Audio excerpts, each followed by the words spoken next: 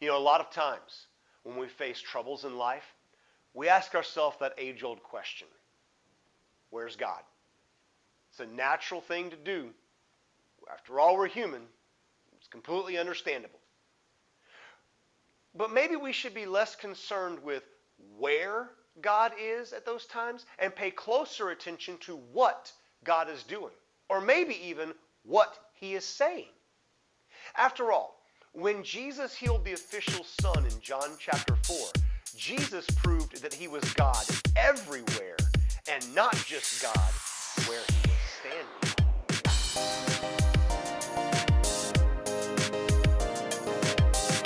Hey guys, glad to have you back here at 30 on Thursdays, the online resource for the Root Church of Tampa Bay at University Mall. Hey, Pastor David here with you this week, and in this episode, we're actually going to be studying the second sign that John painstakingly records in the gospel that bears his name.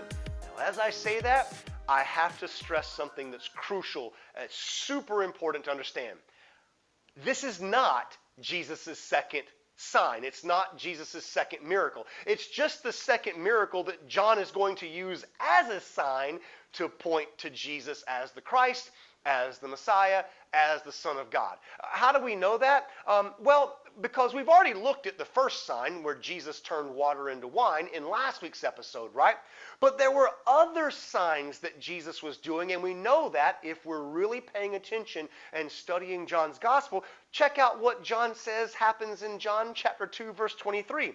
When Jesus was in Jerusalem at the Passover feast, many believed in his name when they saw the signs that he was doing. So check it out. John himself is like, yeah, Jesus is working a bunch of miracles, okay? He does a whole bunch of miracles I'm not going to put into my gospel account of his life, okay?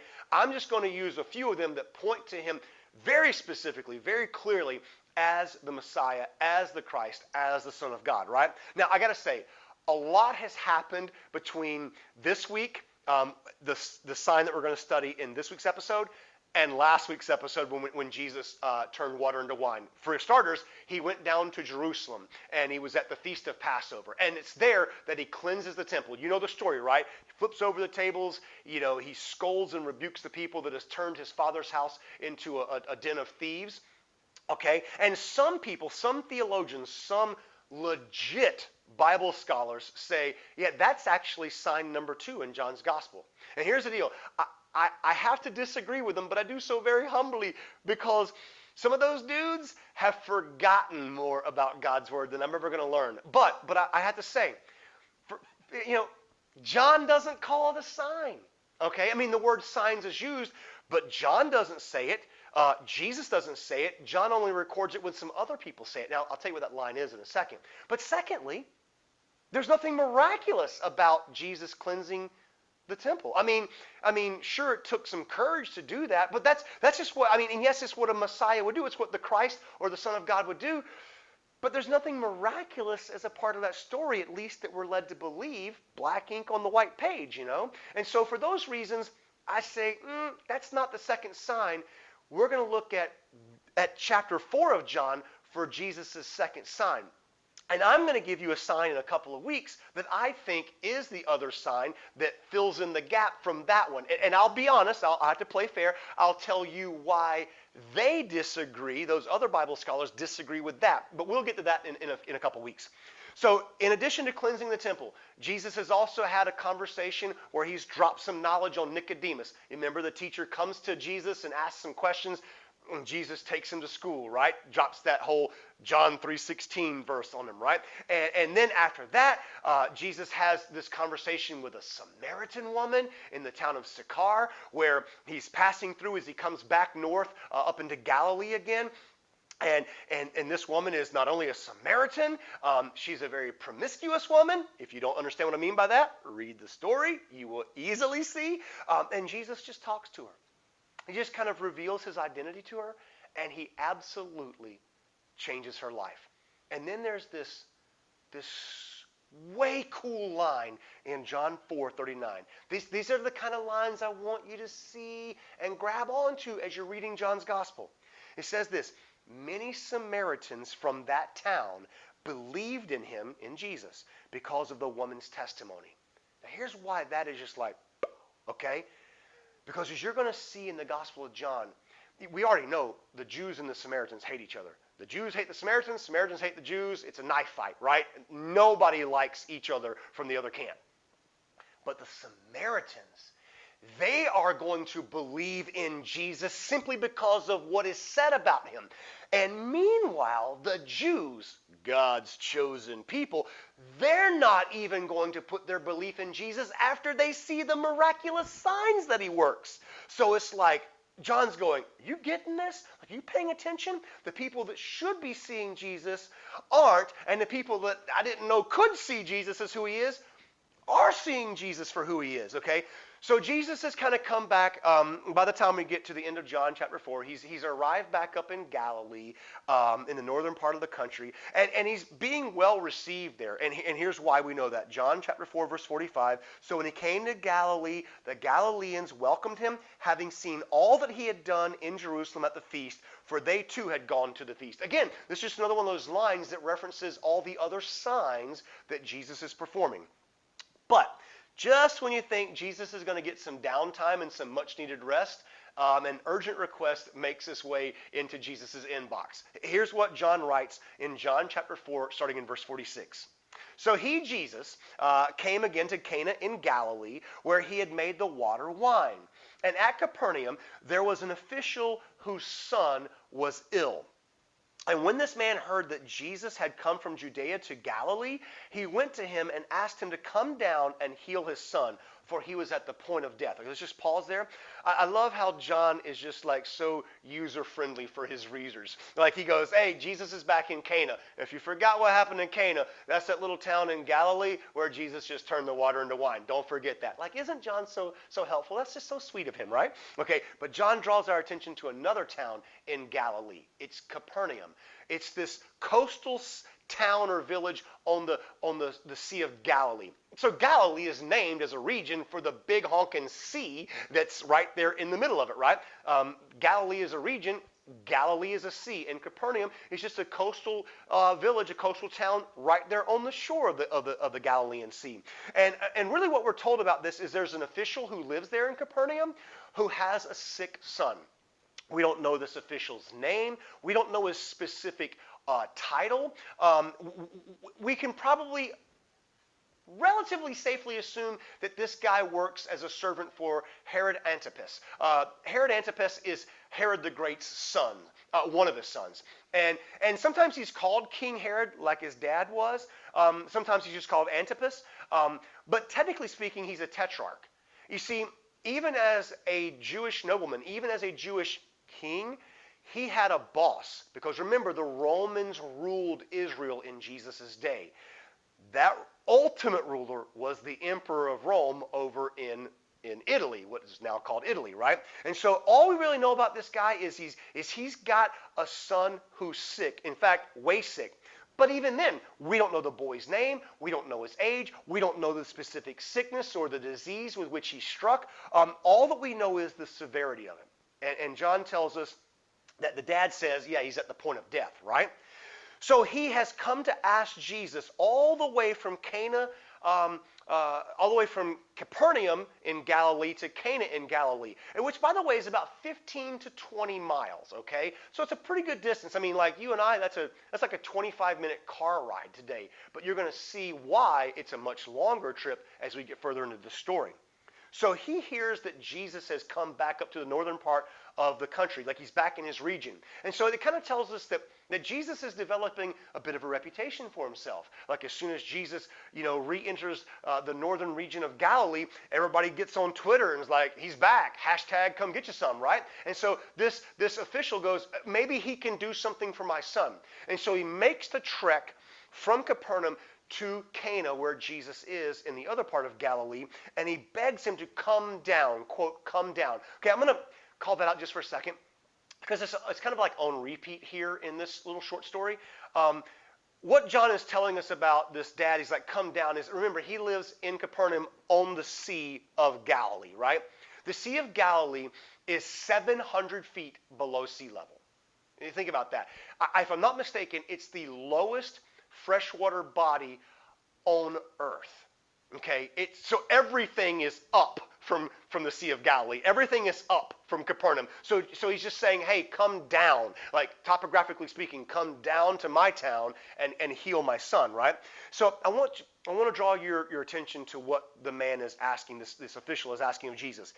His request is very specific for a healing. He's asking him to come down and heal his son who is at the point of death.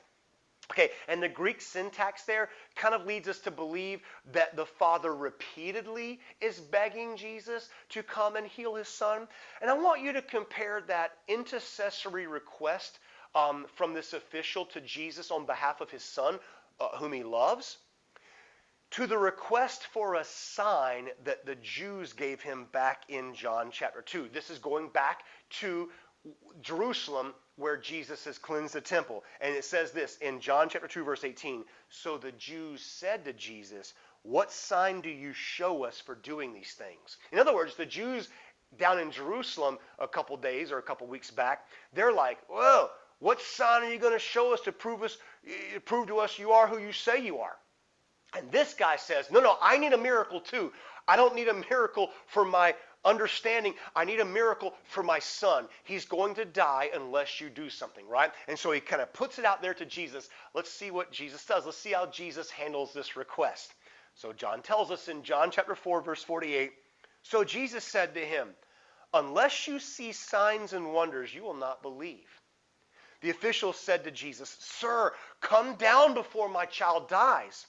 And Jesus said to him, go, your son will live.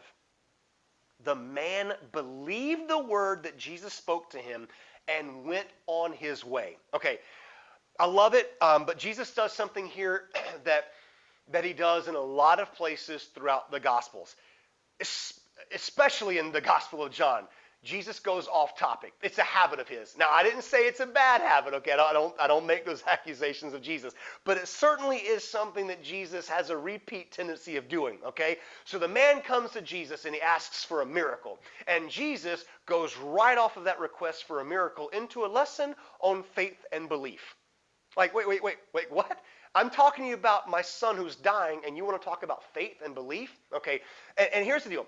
Think about it. If you can, think about a time in Jesus' ministry when somebody comes up to him and goes, hey, can we talk about this? And Jesus is like, let's talk about that. Okay, if you can think of one of those, put it in the comment section below. There are lots of them, loads of them. In fact, a brunt of them are in the Gospel of John. There's already been one if you were paying attention. Hint, hint, chapter 3. Okay, anyway, so Jesus is being accosted by this man. Hey, Jesus, come heal my son, right? And then Jesus says something to the man, but he's really kind of addressing the crowd here. He says, unless you see signs and wonders, you will not believe. The Greek word there for both of those yous is plural. So Jesus is not just talking to this guy. He's kind of like addressing everybody who's standing around watching what's going on and listening to what Jesus is saying. And so here's the deal. Jesus is kind of thinking on a far higher level than anybody else in Cana that day. How do I know that? Well, because I think Jesus could have easily said, because he goes, hey, heal my son. Let's talk about belief. Here's why. Let's just say that I heal your son. Let's say that I rid his body of the sickness or the disease that's plaguing him. And he lives another 78 years. He's eventually going to get old enough to die again. Then what, Dad? You see, then faith and belief in me is going to be very important. So Jesus is just putting the focus where it should be all along, on faith and belief in him. Okay, so the official hears what Jesus says, but brings Jesus' attention back to the healing. Okay, he's like, yeah, great lesson, Jesus. Sir, come down before my child dies. Okay, the official seems to be implying that unless Jesus does something supernaturally, his son's going to die. Okay, I don't think this is exaggeration on the father's part. I don't think that the official is manipulating the situation. I don't think he's fabricating anything. I think he's just showing the desperation of a dad. That's just what I would see as his honest assessment of the situation. Hey, unless you do something, Jesus, my son is going to die. Now, you ready? You ready? Ready? Here comes the miracle. Okay, here comes the sign that John's going to write about. You ready? Brace yourself, brace yourself. Here it comes. Jesus speaks. I mean, the Word uses words. You get that? In the beginning was the Word, and the Word was with God, and the Word was God. The Word uses words. Jesus speaks. Make a list of what he doesn't do. He doesn't roll up his sleeves. He doesn't pray. He doesn't stretch. He doesn't go down to Capernaum. He doesn't even send an envoy in his name.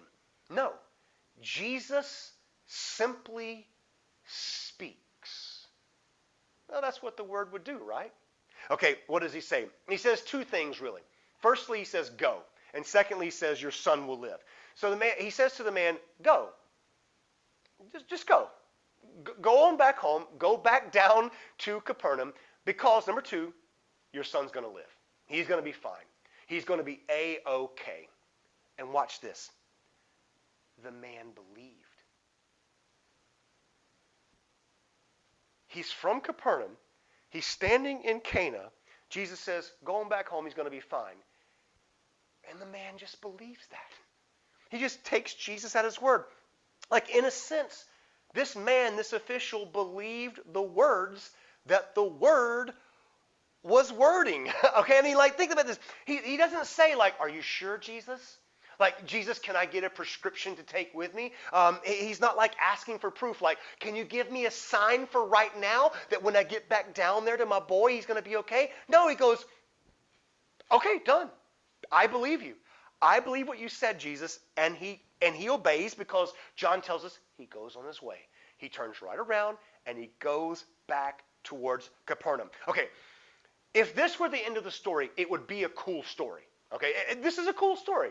Jesus heals a kid just because his dad asked for it. Okay, but because Jesus is involved, it's about to get even cooler. Let's look at how John kind of puts the bow on this story. John chapter 4, verse 51. John chapter 4, verse 51. As he, the official, the man, the father, was going down, his servants met him and told him that his son was recovering. So he asked them the hour when he began to get better, and they said to him, yesterday, at the 7th hour, the fever left him. The father knew that that was the hour when Jesus had said to him, your son will live. And he himself believed, and all his household. Okay, so as this man is making this trek back down from Cana to Capernaum, he's met by some of his servants who've set out to go tell him some good news. And that good news is that his son is recovering. His son is getting better. In fact, John now kind of tells us that a fever has been involved because the fever has left him, is what they, I'm sure with great adulation and rejoicing, tell this dad, hey, Junior's going to be okay. Come on back home, Dad, right? And you would think that in that moment, wherever they're meeting in this middle ground here, that the father would go, well, what's his symptoms? What's his temperature? What's his fever down to? Okay, is he still got the chills? Is he still sweating? Is he eating? Like, he could ask 1,001 questions about the physical condition of his son, and he doesn't ask a single one. He asks a question about time. Watch this. He goes, I hear it. What time did this happen? When did this start? When did he begin to feel better? And his servants say, yesterday at the 7th hour. Okay, just two things real quick.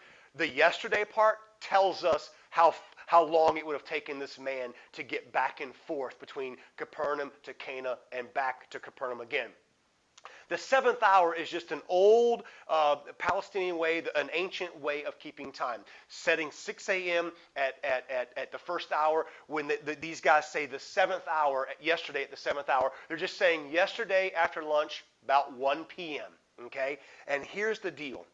There's nothing magical about the day or the hour, just the time, because the Father recognizes and he remembers acutely, he remembers perfectly that it was the exact same time yesterday when Jesus said, go, your son will live. In fact, he even remembers Jesus' words exactly. He says, I remembered he said, your son will live about the 7th hour yesterday. Okay, so the outcome is Okay, again, we've got to talk about if this is not just a miracle but a sign, what's the outcome? Like, what is Jesus up to outside of just this boy? Okay, what's Jesus up to? The man believed. He put his faith in Jesus, but not just him as the Messiah. His whole household put their faith in Jesus as the Messiah. Not just his family, but his servants too. This is the point of John's gospel, guys. They saw and they believed, right? Okay, so here's the deal.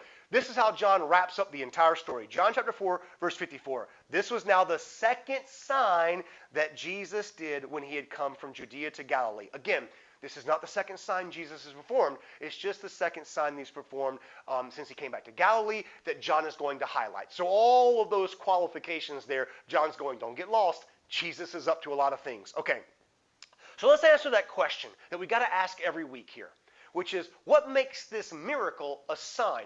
What makes this miracle a sign that Jesus, the miracle worker, is actually the Messiah, actually the Christ, actually the Son of God? Well, a couple of answers. Number one, Jesus showed that there's power in his spoken word. Let's go back. Jesus spoke and the boy was healed. Okay, John 1:1. In the beginning was the Word was with God, and the Word was God. John, the gospel writer, is just hearkening us back in this gospel to Genesis 1:1, where God says, the Bible says, in the beginning, God created the heavens and the earth. Do you remember how God created the heavens and the earth? I mean, specifically.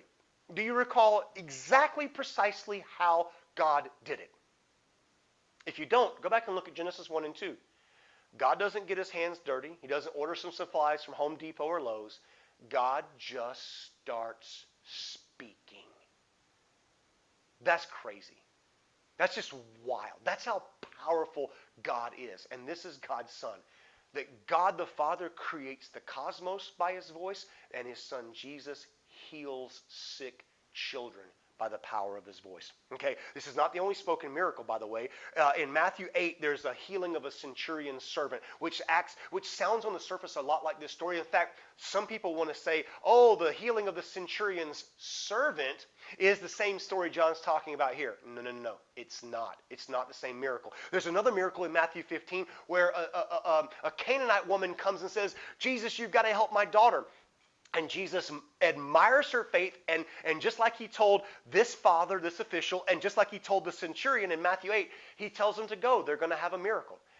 Jesus is all over the place, able to speak miracles into being in other places, okay? Which is the point here, I think the grander point, that Jesus shows that his power has no geographical bounds. Okay, the Father may have assumed that Jesus had to leave Cana to come to Capernaum to heal his son. And maybe even this father believed that Jesus could only help his son if he got there before he died, that Jesus can't do anything with a dead body. Oh, just wait, Jack. Wait till we get to chapter 11, okay? So all of these assumptions that this father has go out the window when Jesus speaks, because Jesus heals this kid at a distance. It's eerily reminiscent. Actually, it's joyfully reminiscent of the 107th Psalm. Let me read it to you. It's called, Let the Redeemed of the Lord Say So. This is that psalm where it says, this is what God did, let the redeemed of the Lord say so, the Lord is good, all this. Psalm 107, verse 19, 20, and 21. Then they cried to the Lord in their trouble. Did somebody cry to the Lord in his trouble in this story? Okay. And he delivered them from their distress. Did that happen? Okay. He sent out his word and healed them. I'm not making it up. It's right here, okay? He sent out his word and healed them and delivered them from their destruction. It gets better. Let them thank the Lord for his steadfast love, for his wondrous works to the children of men. You can't make this stuff up. Like the psalmist is going, when Messiah gets here, man, he's going to bless our children. He's going to heal our children. He's going to deliver us from our distress. He's going to save us. Jesus did just that. He healed with his word and nothing else at a distance. So here's the deal. I said a moment ago when we started this episode, maybe we shouldn't be so concerned with where God is. And here's why. Because Jesus is God everywhere, okay? Whether he's there or not. Every there owes its existence to Jesus, who's God's son. So maybe we shouldn't be so concerned with where God is, but what God is doing, or just what God is saying. Sometimes that's more than enough. Hey guys, listen, there's some takeaways here that I think are crucial for us, just two really quickly. The first one is this from this story, that Jesus' authority and power and sovereignty, it stretches way past his physical presence. Just as it did then, it does today. Is Jesus the King of Kings and the Lord of Lords, or is Jesus just the King of the kings he can see? Or the lords of the lords that live within 20 miles of him? No. Jesus is the King of every king. He's the Lord over every lord. Okay, so there's no bounds. There's no borders. There's no walls set up hemming in Jesus' power. Okay, number two, when we are at our most desperate, Jesus is at his best. If you want proof of that, it's right here in John chapter 4. There's a fabulous story where Peter needs some help in Matthew 14, beginning in verse 22, I think. Look at that story too. Jesus is there with Peter. Peter issues this terribly desperate cry for help, and Jesus does what Jesus does. Hey, listen, guys. This has been a fascinating little story that hopefully we've mined everything out of that the Lord wants us to see and get out of it. But in case I raised the question that I didn't answer, you feel free to put that in the comments section below, and I'll give you my best answer. If you have a more personal question, you can pop over to our website. It's www.theroot.church. Hit that contact button, and you can send a private message, and we'll get straight away with you and give you the answer or the help that we can provide, okay? Listen. The very next sign that we're going to be talking about from John's Gospel starts in the very next line in John's Gospel. But we're not going to get to it until the very next week. So keep spending some time in John's Gospel. Have a great week, and we'll see you right back here next Thursday for our very next episode of